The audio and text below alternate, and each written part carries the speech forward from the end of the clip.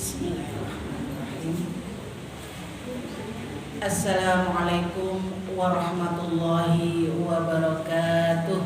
Waalaikumsalam warahmatullahi wabarakatuh. Innal hamdalillah nahmaduhu wa nasta'inuhu wa nastaghfiruh wa na'udzu billahi min syururi anfusina wa min sayyiati a'malina. May yahdihillahu fala mudhillalah wa may yudlilhu fala hadiyalah.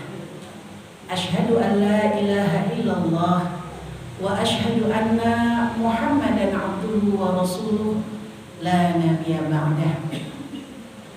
Yang saya hormati Ibu Ketua PRA Glagah. Belum datang? Oh, yang mana orangnya? Kok di belakang Bu, maju? Jangan, penghormatan ya. Sini Bu, maju. Kok sempit di belakang situ? Monggo Bu, maju. Iki anggotanya yo ngerti. Ketuanya di belakang ya didiamkan iki. Terus Bu. Supaya saya bisa hafal ketua PRA-nya gitu.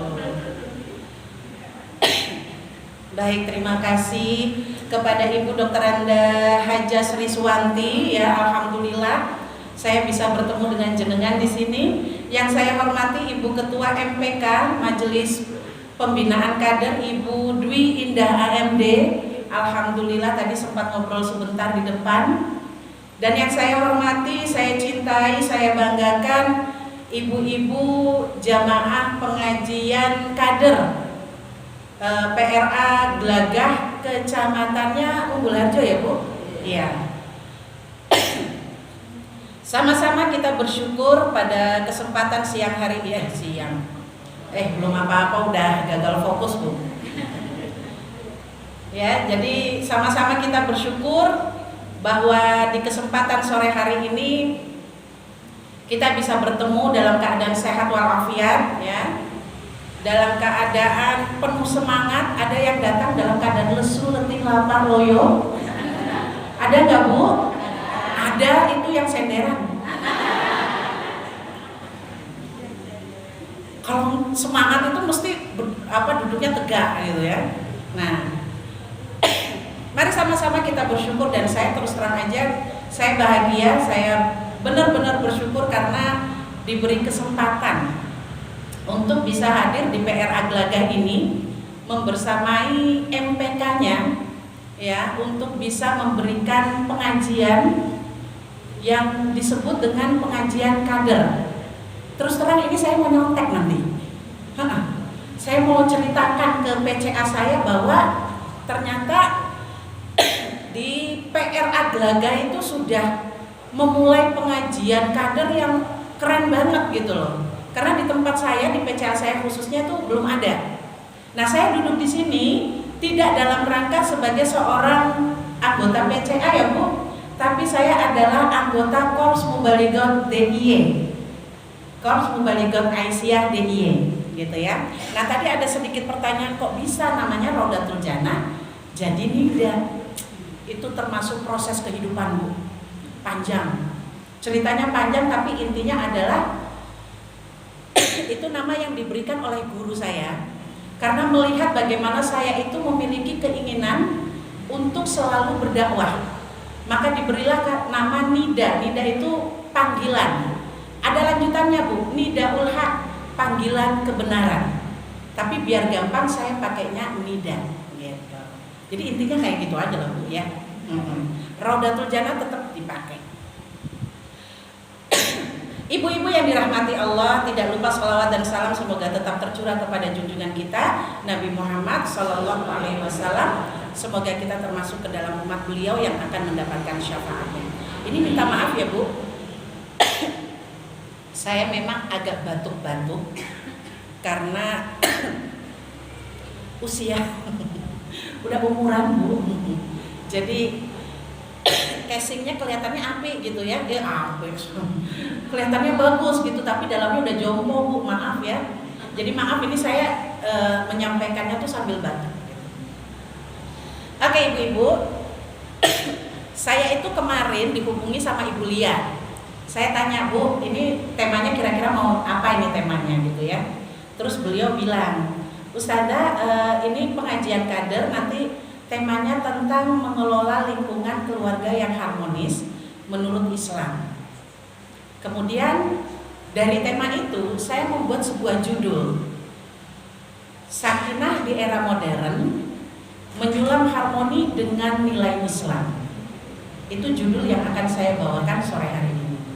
Tapi tadi di depan pintu saya itu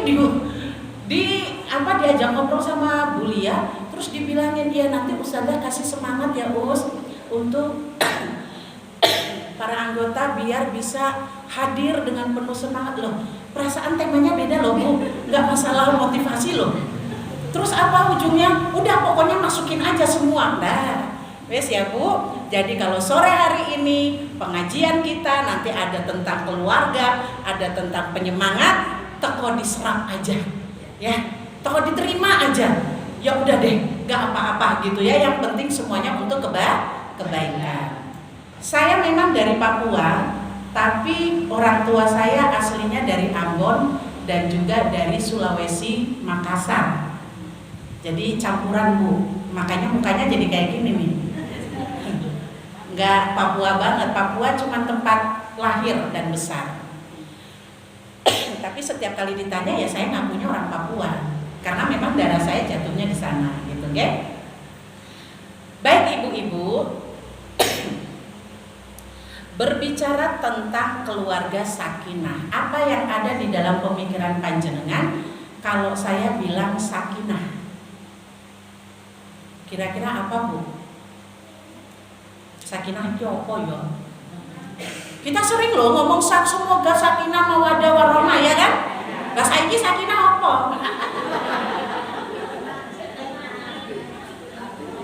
Ayo nek asal bilang semoga sakinah mawaddah warahmah, ini nggak ngerti artinya.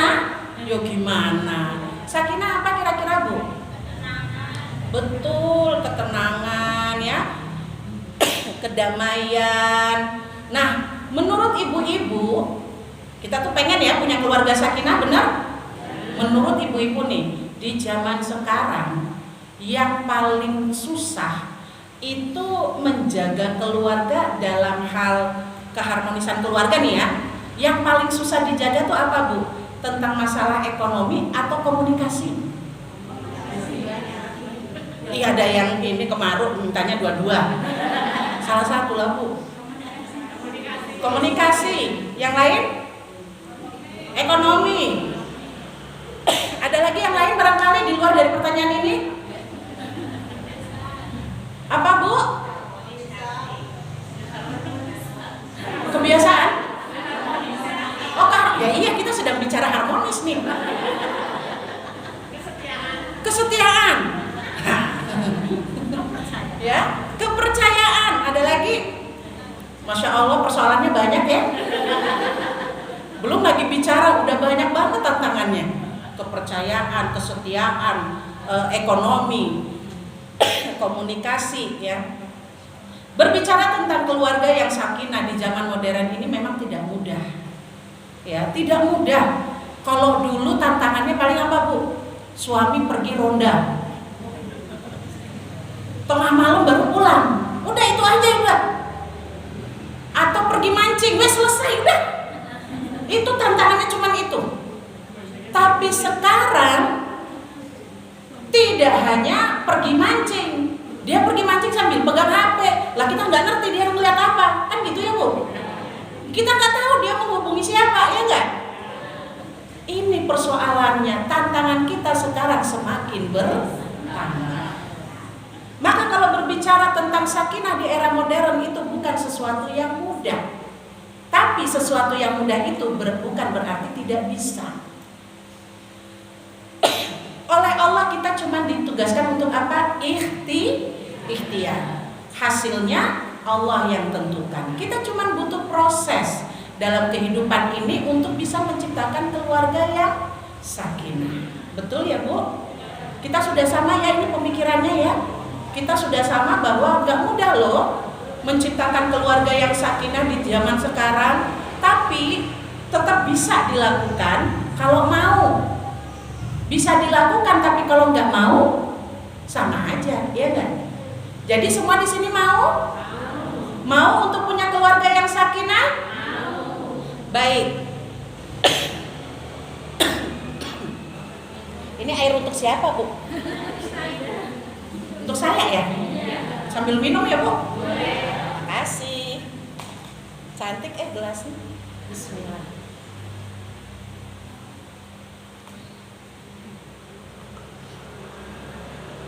Allah Subhanahu wa taala di dalam Al-Qur'an surat At-Tahrim ayat 6 berfirman, A'udzu billahi minasy syaithanir rajim. Ya ayyuhalladzina amanu qu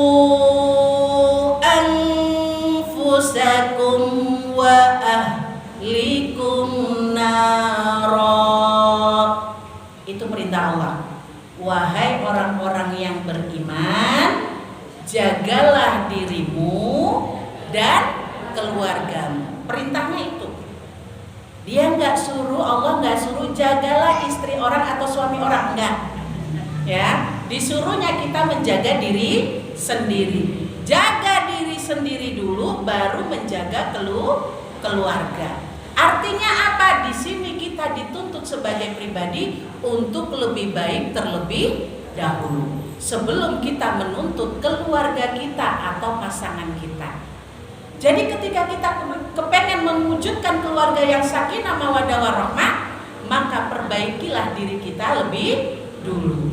Ketika kita sudah memperbaiki diri kita, insya Allah akan memudahkan kita untuk memperbaiki sekeliling kita termasuk keluarga. Ada kalanya kita itu banyak menuntut, Mas kamu kok kayak gitu, gak pernah kalau udah di rumah diem aja mainan HP, gak pernah mau berbicara dengan saya. Kita lupa, kadang suami pulang kita masih asik pegang HP.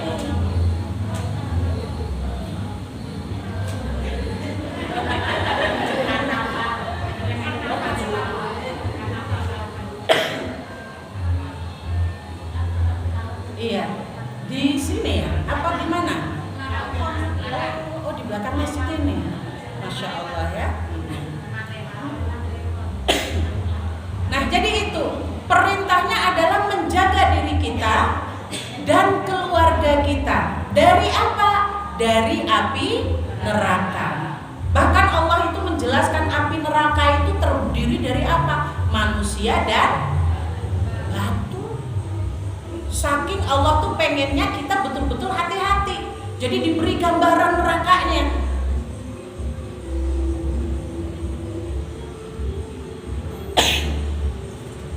Maka ibu-ibu yang dirahmati Allah ya, sekali lagi menciptakan keluarga yang sakinah di era modern ini adalah sebuah tujuan yang memang sudah ditetapkan oleh Allah. Gak ada tawar-menawarnya. Kalau memang kita kepengen masuk surga. Kalau memang pengen masuk surga, maka jaga dirimu dan juga keluargamu. Dari apa? Dari hal-hal yang menjauhkan ridha Allah dari dirimu.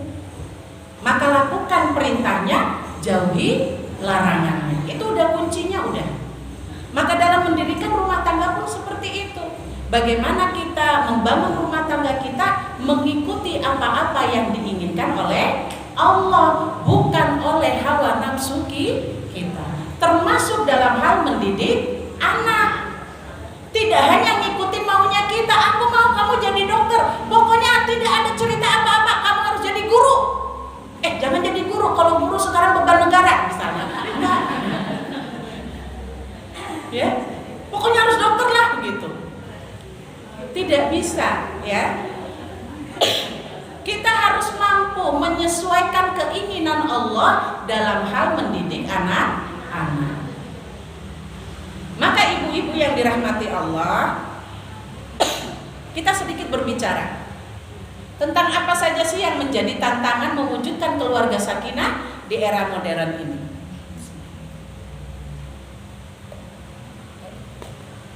Yang pertama, kesibukan yang menyita waktu. Jenengan terasa nggak sih? Kerasa nggak ini? Tantangan yang pertama ini kerasa nggak? Bapaknya sibuk cari uang ya. Ibunya juga ada yang sibuk cari uang, keluar pagi pulang malam. Anaknya udah sibuk di sekolah dari pagi sampai malam, sampai di rumah semuanya udah tepar, capek. Ketika anak diperintah orang tua yang lagi dalam keadaan capek, nyuruhnya marah-marah, anak nompo, dia juga capek. Ibu bisanya cuma perintah doang. Terjadilah pertengkaran. Sekarang kebanyakan ibu-ibu, terutama ibu-ibu muda, nggak usah bicara yang ibu-ibu tua deh, udah tinggal dikit waktunya. Yang ibu muda aja yang waktunya masih panjang, ya. Ibu-ibu muda sekarang repotnya tidak hanya ngurus anak, Bu, tapi repot juga mengikuti kehidupan para artis di media sosial, ngikutin update-annya apa gitu. Sehingga apa? Kadang-kadang lagi masak juga lupa. Gosong. Anak yang harusnya udah dijemput lupa dijemput. Terasa nggak sih kayak gini? Oh ya, ada di sini. Ada tuh. Mudah-mudahan setelah ini udah nggak ada ya. Yang kedua, yaitu godaan media sosial. Ibu-ibu, saya rada bersyukur suami saya tuh nggak ngerti HP, nggak ngerti teknologi. Dia buka HP itu khusus cuman untuk dengerin YouTube, lihat YouTube Pro, wes. Cara bikin YouTube seperti apa, akun YouTube, atau mungkin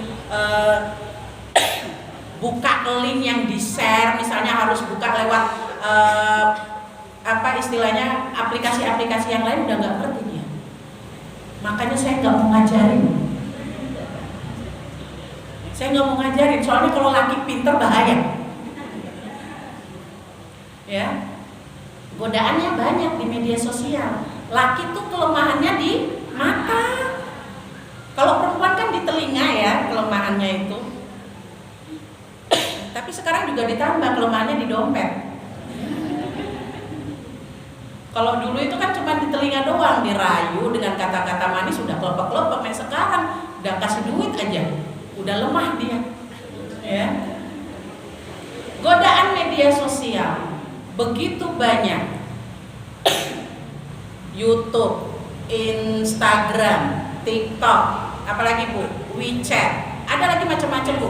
Yang udah di atas 60 udah nggak apa-apa kalau nggak ngerti ya Bu, mohon maaf nih. Ini yang masih muda-muda nih yang terbiasa pegang HP nih. Godaannya banyak, bahkan Bu saiki itu toh yang namanya aplikasi pencari jodoh itu gampang di-download. Nek jenengan udah sepi gitu ya, kok nggak ada temen ngobrol, udah download aja itu. Ada tuh, nanti jadi teman ngobrol. Ada banyak, dan terjadinya perselingkuhan dan macam-macam saat ini biasanya dimulai dari situ tuh, aplikasi-aplikasi seperti itu. Jenengan mau aplikasi apa Bu? Aplikasi main jadi penata gaya, penata busana ada. Aplikasi masak-masak ada. Sekarang semua di dalam sini tuh ada semua. Godaannya besar. Makanya anak-anak kita sekarang tuh lebih betah pegang HP timbang pegang tangan orang tua. Bener gak? Dia lebih senang ngelus-ngelus, nyekrol-nyekrol HP timbang mengelus orang tuanya, meluk orang tuanya. Udah gak mau anak sekarang tuh. Karena apa? HP lebih nurut, HP lebih lebih mengerti keinginannya. Sementara orang tuanya baru ditanyain, "Ma, ini apa lagi nanya-nanya melulu?"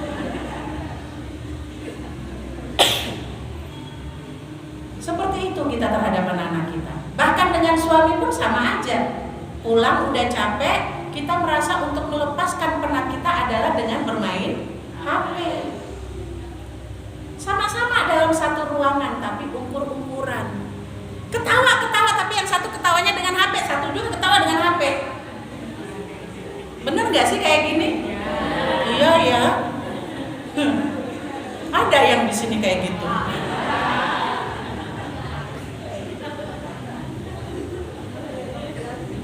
Jadi memang gak mudah ya untuk menciptakan keluarga sakinah di era modern ini. Godaan ketiga, Bu.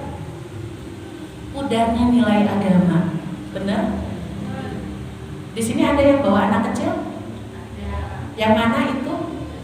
Coba adiknya berdiri. Apa adiknya disembunyiin di sebelah?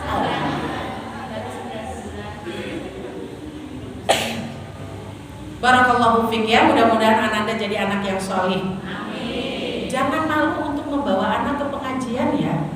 Kadang orang tua tuh merasa malu bawa anak nanti kalau dia rewel, kalau dia ini, kalau dia itu gitu loh.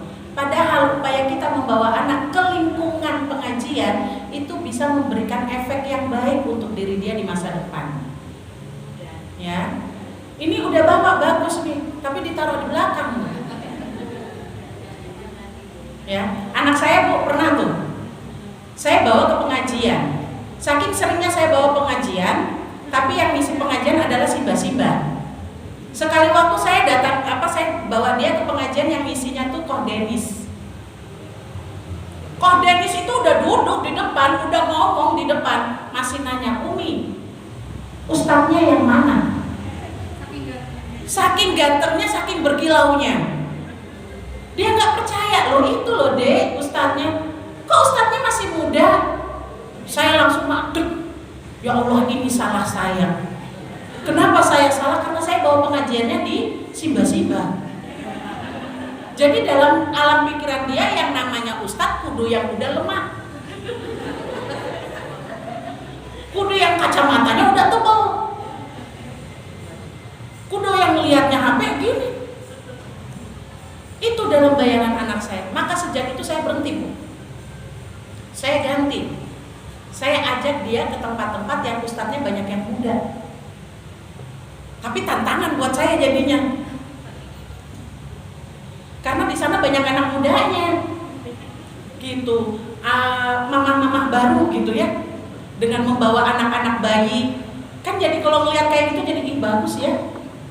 Tapi udah gak mau lagi nambah, Bu. Udah capek. Udah cukup 6 aja, ya. Jadi begitulah ibu-ibu. Untuk saat ini untuk masalah pendidikan agama itu sudah mulai mudah. Anak-anak kita, kalau dulu kita ngaji, Bu, walaupun kelas 6 SD, kita mah masih semangat pergi ke TPA. Anak sekarang umur kelas 3 SD aja disuruh datang TPA udah gak mau, malu. Sudah gitu ditambah di rumah bapak ibunya gak pernah ngaji, gak pernah sholat, komplit lah. Anak mau dapat contoh dari siapa? Saya dalam hal ini saya juga ngajar BTA ya, BTA di SD negeri, Bu. Saya ngajar dan di situ anak-anak kalau saya tanya kenapa gak sholat? Bapak ibu di rumah sholat apa enggak? Enggak. Bapak ibu di rumah ngaji apa enggak? Enggak. Terus kamu dapat pelajaran agama cuma setiap hari Jumat ini? Iya. Terus besok kamu cita-citamu untuk akhiratmu apa? Masuk surga. Kebayang ya Bu? Sebegitunya dia tetap aja keinginan dia masuk surga. Tapi kira-kira balance gak sih? Tinggi cita-cita, nih effortnya, usahanya. Kita pun gitu, terkadang pengen punya keluarga sakinah mawaddah warahmah, tapi effortnya nggak ada. Hanya sekadar lip service.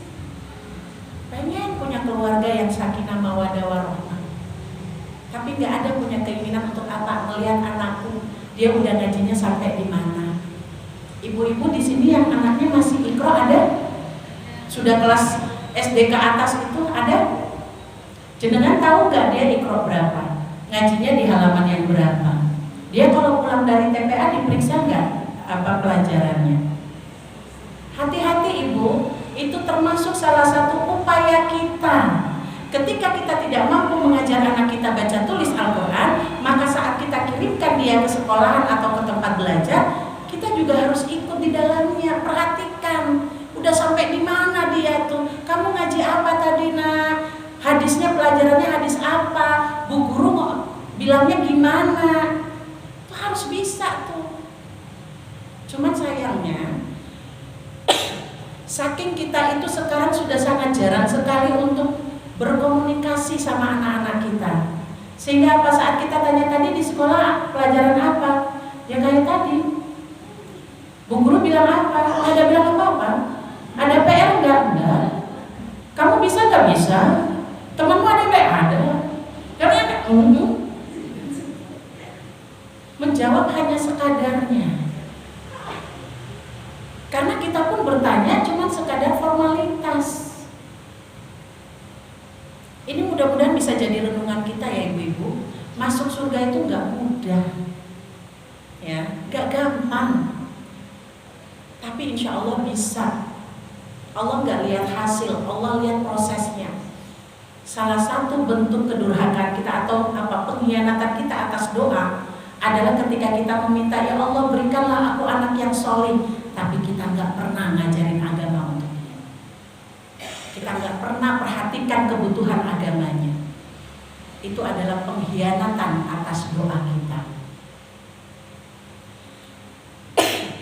Ibu-ibu, selain tantangan tentang kesibukan yang menyita waktu, godaan media sosial, pudarnya nilai agama, tidak mudah untuk membangun keluarga yang sakinah. Ada lagi bu, jenengan tahu nggak yang namanya berbeda-beda tapi tetap satu juga?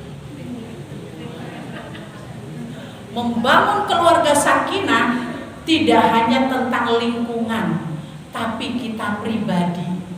Pernikahan itu mempertemukan dua orang yang berbeda untuk bisa menjadi sama-sama bu, bukan menjadi satu, tapi menjadi sama dalam perjalanan pernikahannya. Bukan satu ya bu, beda bu. Pikiran saya dengan pikiran dia berbeda. Ya, contoh gampangnya saya dengan suami bu. Suami saya orang Magelang, gampangnya orang Jawa ya. Jadi profilnya tuh halus. Sementara saya dari Papua, terbiasa suaranya keras, lek ngomong peng gitu kan. Suami saya nggak banyak ngomong. Saya kalau nggak ngomong gatel mulutnya. Kalau sudah dan saya termasuk orang yang selalu menceritakan apapun yang saya alami. Karena memang ketika di keluarga saya sejak kecil saya dibiasakan kayak gitu, bercerita. Sementara suami enggak. Jadi saat saya semangat bercerita, dia lempeng aja. Jenengan bisa membayangkan semangatnya saya bercerita itu dihadapkan dengan orang yang cuma lempeng aja ngedengernya, langsung maksep, hilang, terhisap semua semangat itu. Akhirnya saya menghadap tembok. Dulu saya seperti itu, saya menghadap tembok, dengarkanlah ceritaku. Dalam hal ini dalam sebuah pernikahan itu mengumpulkan dua orang yang berbeda, baik itu beda karakter maupun beda kepribadiannya. Saya meledak-ledak orangnya, sementara suami anteng, kalem. Ya, usia kami berbeda 9 tahun. Jadi ketika saya masih loncat-loncat, dia udah bisa anteng.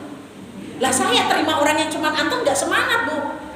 Ngajak ayo dong, semangat dong. Sudah saya cerita kayak gitu kok kamu diam saja. Itu dulu ketika saya belum memiliki ilmu apa-apa tentang rumah tangga.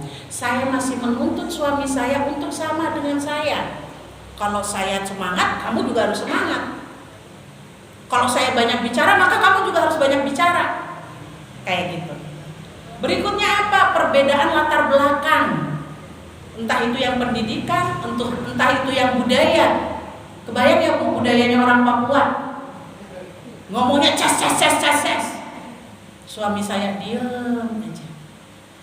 Saya kalau udah ngomong ya, dalam keadaan marah ngomong, suami saya nggak ngerti. Soalnya omongannya nggak sesuai EYD bu bicaranya. Pokoknya gimana keluar aja gitu. Jadi nanti ujung-ujungnya dia cuma bilang begini, itu tadi kalimatnya keliru. Udah gak peduli dengan kalimat, yang penting kamu ngerti, gitu kan?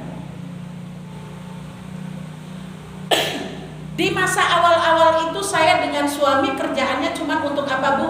Menyamakan persepsi, menyamakan, belajar memahami bahwa kita berdua adalah dua pribadi yang berbeda. Dan perbedaan itu selalu ketika mulai memunculkan api-api kemarahan, maka akan diredam. Alhamdulillahnya suami itu bisa punya ilmu ya, punya ilmu agama. Jadi dia redam dengan apa? Mengingatkan saya kembali kepada tujuan pernikahan, bahwa kita menikah dalam rangka menciptakan keluarga yang sakinah. Maka ayo sama-sama kita coba redam emosi kita coba redam amarah kita. Yuk duduk bareng. Seperti itu. Ada lagi bu perbedaannya. Jenengan semuanya sama nggak sih sama suami? Di sini sama semua dengan suaminya. Suami pendiam, istri juga pendiam gitu. Ada yang suaminya mungkin tegas, istrinya juga ikutan tegas gitu. Biasanya berlawanan. Suami tegas, istrinya penuh pengertian. Kalau nggak mau dibilang permisif ya. Ada juga perbedaan cara pandang dan pola pikir. Ada yang pola pikirnya itu logis, kebanyakan orang laki. Jadi mereka main logika, sementara kita yang perempuan mainnya perasaan. Kamu tuh nggak ngerti perasaan. Ya memang dia nggak ngerti perasaan. Dia taunya di sini mainnya. Saya dulu awal-awal kayak gitu. Habis sih nggak ngerti perasaanku. Aku tuh pengennya begini begitu. Kata dia, tapi kan gampang ya bikin kayak gitu. Udah yang penting asal kita begini dan begitu. Nggak bisa, itu harus kita rasakan dulu. Nah ini perempuan. Ya. Ada lagi perbedaan ekonomi dan manajemen keuangan. Suaminya mungkin orangnya tertib dalam masalah uang, istrinya senangnya paket, bentar-bentar paket, gitu kan? Ya. Ada lagi perbedaan gaya mendidik anak. Terasa nggak bu? Kadang kita yang perempuan pengennya anak begini, tapi yang laki bebas. Pokoknya jam segini sudah harus ada di rumah. Tapi yang lakinya udah, namanya juga anak-anak zaman sekarang, udah nggak apa-apa. Perbedaan-perbedaan seperti itu kalau tidak disikapi dengan kebijakan, maka pasti akan menimbulkan persengketaan, akan menghadirkan konflik yang kalau konflik itu tidak segera diredam, maka akan menghasilkan perpisahan. Adalah sebuah pertanyaan saya di masa kecil saya bu. Artis-artis kalau nikah yang laki ganteng, yang perempuan cantik, nggak lama ketemu dia udah cerai. Kok bisa cerai sih? Padahal kan mereka kaya, padahal kan mereka cantik, padahal kan mereka ganteng. Kok bisa bercerai? Emangnya kenapa? Ini karena otak memang nggak jalan nih anak kecil nih, ya. Bahwa dalam pernikahan yang dibutuhkan itu bukan kekayaan, bukan. Nah, tapi yang dibutuhkan apa? Keimanan, Bu. Iman dulu. Ya. Kita punya contoh teladan Ali bin Abi Thalib dan Fatimah. Fatimah itu putri Rasulullah yang paling disayang. Kehidupannya apakah mewah? Enggak. Bahkan suatu ketika tuh Fatimah sampai minta pada Ali, "Mbok minta dong sama Rasulullah kita dikirimin pembantu." Karena apa? Beliau tuh ngegiling gandum untuk jadi roti tuh. Tangannya sampai lecet-lecet. Saking kerasnya kehidupan sampai minta. Padahal itu bapaknya sendiri loh. Tapi minta suaminya untuk mintakan ke bapaknya, "Bu, dibawakan ini pembantu." Kemudian Nabi datang. Nabi tawarkan hal yang lebih baik lagi daripada pembantu. Ya. Jadi apa Bu? Dalam kita untuk niatan kita untuk mencapai keluarga yang sakinah, tapi dengan tantangan yang tidak mudah, belum lagi perbedaan antara kita dan suami, itu tuh cukup menghadirkan konflik yang gak mudah loh Bu. Saya dengan suami itu baru bisa saling memahami ketika memang punya anak yang keenam Bu. Karena di situ apa? Saya lahiran anak keenam, usia udah bertambah, gitu ya. Usia udah semakin bertambah, kemudian juga sudah mulai ikut sudah mulai sering belajar. Saya memang suka tertarik dengan masalah-masalah parenting ataupun keluarga. Jadi udah mulai belajar. Disitulah saya mulai memahami. Oh, dalam hal ini berarti saya memang harus menurunkan ego, gitu. Ego itu bisa turun Bu kalau kita punya iman. Jadi kunci utama dalam hal kita membina keluarga yang sakinah adalah keimanan. Itu kunci yang pertama, ya. Maka menghadapi tantangan menghadirkan keluarga yang sakinah, kunci pertama yang harus kita lakukan adalah meningkatkan iman. Kita hanya mampu menurunkan ego, mampu memahami orang lain ketika kita punya iman yang baik. Kalau nggak punya iman ya itu tadi Bu, meskipun cantik, meskipun pinter, meskipun kaya, tapi ketika menghadapi persoalan nggak dikembalikan kepada Islam, maka akhirnya berpisah. Tapi kalau ada iman, meskipun nggak punya apa-apa sebagaimana Ali dan Fatimah, mereka dikuatkan oleh keimanan. Segala tantangan dihadapi bareng-bareng. Saling kasih sayang di antara keduanya. Sahabat Ali itu terkenal itu mesra banget dengan Fatimah Az-Zahra. Maka yang kedua, kunci yang kedua adalah apa? Terapkan komunikasi Islami. Bahwa laki-laki terbaik adalah dia yang paling baik terhadap keluarganya. Mau membina keluarga sakinah, maka komunikasi tadi dibilangnya antara komunikasi dengan apa tadi Bu? Ekonomi, mana yang lebih sulit dipertahankan? Komunikasi. Mana yang sulit diperjuangkan? Komunikasi. Ekonomi ada, tapi kalau komunikasi nggak lancar tetap aja Bu bisa menghadirkan perpisahan. Ekonomi nggak punya, tapi komunikasinya lancar, ya, komunikasinya baik, insya Allah tuh bisa tetap bertahan. Sama-sama cari solusi. Maka di sini tadi kunci yang pertama adalah meningkatkan iman. Yang kedua, terapkan komunikasi Islami. Pokoknya apapun yang terjadi dikomunikasikan. Kita yang orang perempuan janganlah jadi dukun ya Bu. Apa-apa pengen dipahami, padahal itu kita bicaranya di sini sama di sini dipikir nih. Tapi kita berharap laki-laki ini dia harus mengerti apa yang kita pikirkan, apa yang kita rasakan. Suami kita bukan dukun bisa nerawang. Oh ya ini maunya dia ini, nggak bisa Bu. Karena laki-laki itu memang secara fitrahnya dia mainnya di sini, di logika. Maka kita kalau ada yang tidak nyaman, ungkapkan dengan cara yang baik, lihat situasinya. Kemudian apa lagi? Yang kedua yaitu tadi yang pertama meningkatkan iman dan takwa ya. Dalam menghadapi perbedaan itu kita ingat Quran surat Al-Hujurat ayat 13 ya, bahwa Allah menciptakan kita berbeda-beda untuk saling mengenal ya. Ya ayyuhan nas inna khalaqnakum min dzakarin wa untha wa ja'alnakum syu'uban wa qabaila lita'arafu. Inna akramakum indallahi atqakum innallaha alimun khabir. Jadi Allah menciptakan kita itu berbeda-beda, bersuku-suku, berbangsa-bangsa dalam rangka untuk saling kenal mengenal. Saya dengan suami yang berbeda suku, ya, berbeda gaya bahasa, berbeda kebudayaan, Bu. Saya pernah ditegur sama mertua saya. Ketika saya baru nikah, ada orang yang lewat di depan saya diemin. Saya cuma berdiri, ngeliatin dia lewat. Mertua saya negor, kalau ada orang lewat seperti itu, Bu, disapa.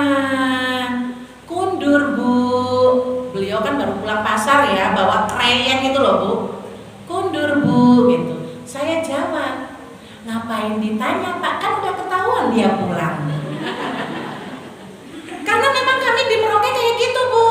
Di Merauke itu kalau kamu sudah tahu saya baru pulang dari pasar, terus kamu nanya baru pulang, akan dijawabnya gini, kok mata di mana?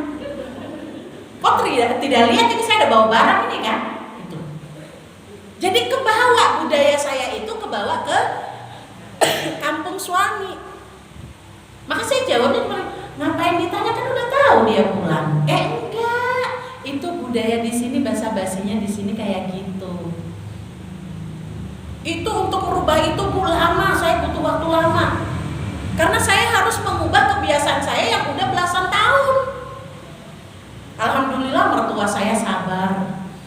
Setiap kali saya lupa diingatkan lagi. Itu yang terjadi. Jadi ketika kita menghadapi perbedaan itu, ingat, perbedaan itu bukan untuk menjadi kita bermusuhan. Sama dengan kita di dalam organisasi. Punya karakter beda-beda, ada yang cuma diem aja, ada yang senang ngomong, ada yang senang tampil, ada yang senang ngomong tapi di belakang. Banyak ya. Tapi udah, itu dijadikan apa? Hiasan. Sama-sama kita cari solusi islaminya. Kamu punya apa? Sesek-sesek dalam dada tentang ketua kita, tentang ketua ini MPK kita, udah diobrolin. Gak berani langsung, ya udah lewat temen. Pokoknya itu harus dimusyawarahkan, dikomunikasikan, ya. Karena kita semua bukan dukun yang bisa nebak-nebak, ya. Diungkapkan aja dengan cara yang ahsan, ya. Selanjutnya ini saya sebentar. Oh, udah jam 5. Ya, sebentar ya Bu, tinggal sedikit lagi. Yang terakhir, kuncinya adalah bijak mengelola teknologi. Kenapa harus bijak? Karena ya ini, kita sekarang hidupnya di zaman teknologi. Mau nggak mau anak-anak kita tuh udah sangat akrab dengan teknologi Bu. Kalau mereka lahir kan langsung dengan HP ya Bu. Ya nggak? Begitu lahir, cekrek. Alhamdulillah telah lahir anak saya yang ketiga. Posting, kan gitu ya. Jadi anak kita lahir yang dilihat pertama kali bukan wajah emaknya, wajah HP. Jadi emak-emak sekarang jangan pernah bilang, kamu tuh HP aja. Memang iya Bu, kita yang ngajari. Menyusui, anaknya di samping, emaknya ngapain? Emaknya nyusuin sambil tetap sekerang. Kalau ibu-ibu dulu gimana Bu, nyusuin anak? Tetap gini sambil ngeliatin wajah anak kan, matanya juga ngeliat mata anak kan, maka bondingnya bisa kuat. Beda dengan ibu sekarang. Ibu sekarang bondingnya yang erat ya dengan HP. Menyusui, masak, anak makan semuanya pakai HP. Maka jangan heran anak-anak sekarang tidak mudah diomongi orang tua, selalu ngelawan karena bondingnya memang nggak ada, ya. Kemudian Bu, maka bijaklah kita dalam mengelola teknologi itu tadi. Apakah terus kayak gitu berarti aku nggak usah pakai HP? Bukan. Minimal kita punya waktu-waktu tertentu nggak pegang HP. Saat berbicara dengan anak, ya, ngobrol sama anak, nggak usah sambil, apa? Anak lagi ini, ibu gini, iya. Padahal nggak tahu ini anak kalau mukanya kayak apa, keringetannya kayak apa, kita nggak ngerti karena apa, fokus di HP. Maka boleh Pak, kita pegang HP boleh, tapi tidak di depan anak saat dengan anak, ngobrol sama anak. Ciptakan waktu khusus di mana kita cuman melihat dia saat dia bercerita. Kemudian apa lagi? Ciptakan peluang untuk kumpul bareng tanpa HP. Diupayakan Bu, dalam kesibukan kita tuh diupayakan banget untuk bisa kumpul sekeluarga nggak pakai HP. Saya di rumah alhamdulillah itu dengan suami, kami membuat yang namanya pengajian keluarga. Jadi anggotanya itu ya anak-anak kami, yang ngisi gantian saya dengan suami. Jadi nanti setiap Ahad pagi diupayakan tuh. Karena hari-hari lain kan suami kerja, saya juga sibuk di rumah, anak yang lain juga ada yang kerja, ada yang sekolah. Maka di hari Ahad itu kami upayakan untuk bagaimanapun juga pagi hari sebelum Umi keluar atau Umi kemana, kita kumpul, kasih pengajian. Jadi kita yang panjenengan juga insya Allah bisa, nggak usah pengajian, aku raiso pengajian, nggak usah pengajian, nggak usah. Cukup duduk ngobrol sama anak. Yang masih punya anak kecil di sini ada, yang SD ada ya.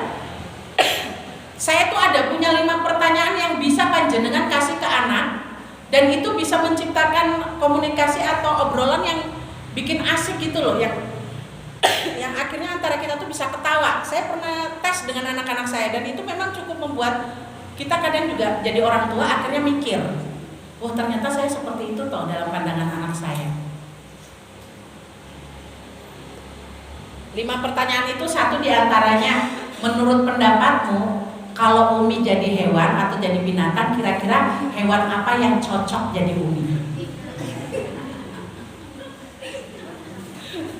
Jenengan belum apa-apa udah ketawa sendiri kan?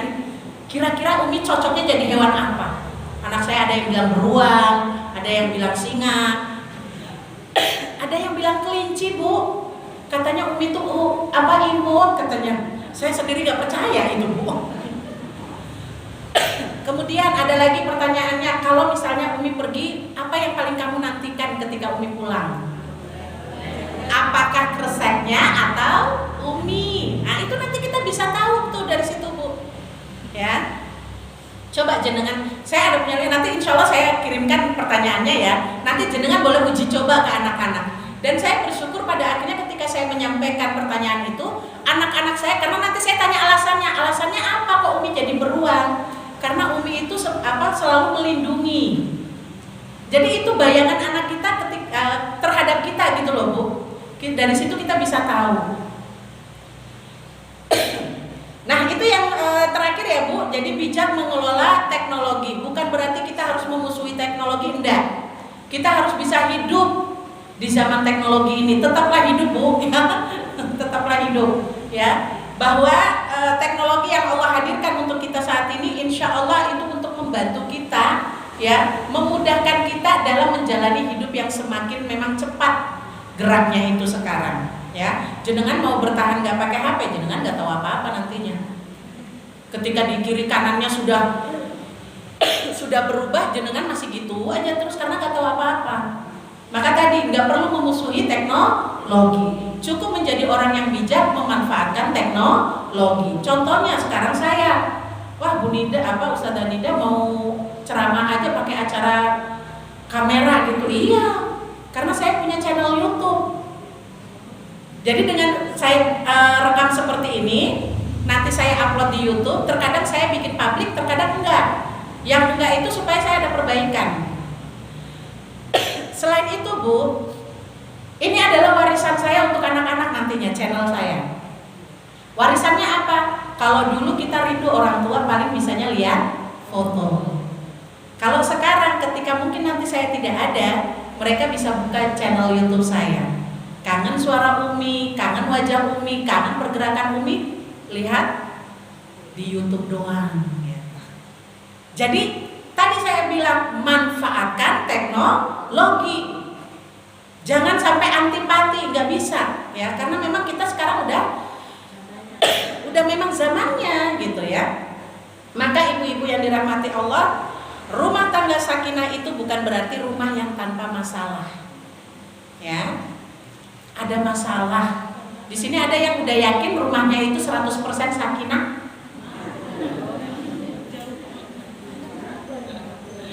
Ya, sakinah mawaddah warahmah 100% udah yakin, maka udah nggak apa-apa, namanya juga proses ya. Jadi rumah tangga sakinah bukan berarti tanpa masalah, tetapi bagaimana kita mengubah masalah itu menjadi sesuatu yang semakin menguatkan hubungan kita dengan suami. dan juga dengan anak-anak ya. Mari kita pulang dengan tekad yang baru ya ibu-ibu. Pokoknya saya pulang saya harus jadi ibu yang baik. Yang baik di sini bukan berarti tidak pernah marah, Bu. Ya. Kata Ustazah Dida harus yang baik, berarti nggak usah marah, enggak. Ya. Allah di dalam Al-Qur'an juga pakai ngancam kok. Ya, pakai ngancem. Untuk apa? Supaya nggak lalai kitanya. Maka orang tua mengingatkan anak dengan marah boleh, tapi nggak usah pakai tangan, Bu. Ya, nggak usah pakai tangan sedikit-sedikit. Ya, jangan, Bu. Nggak usah. Cukup suara aja. Ya. Mari kita pulang dengan tekad baru, menyulam harmoni perbedaan menjadi sebuah harmoni ya, sebuah keselarasan dalam rumah tangga kita dengan benang keimanan dan cahaya nilai-nilai Islam. Sama-sama kita berdoa ya. Bismillahirrahmanirrahim. Alhamdulillahirabbil alamin. Allahumma shalli ala Muhammad. Ya Allah, jadikanlah rumah-rumah kami rumah yang selalu dipenuhi dengan zikir kepadamu. Hati-hati kami hati yang khusyuk. Anak-anak kami menjadi anak-anak yang sholih dan sholihah. Pasangan kami menjadi pasangan yang sholih dan sholihah. Dan karuniakanlah kepada kami di rumah-rumah kami ketenangan, cinta dan kasih sayang. Rabbil firli wali walidayya warhamhuma kama rabbayani shaghira. Rabbana atina fid dunya hasanah wa fil akhirati hasanah wa qina adzabannar. Demikian dari saya. Aku qouli hadza astaghfirullahaladzim wa astaghfiru minkum. Billahi taufiq wal hidayah. Nasrun minallah wa fathun qarib wa basyiril mu'minin. Assalamualaikum warahmatullahi wabarakatuh.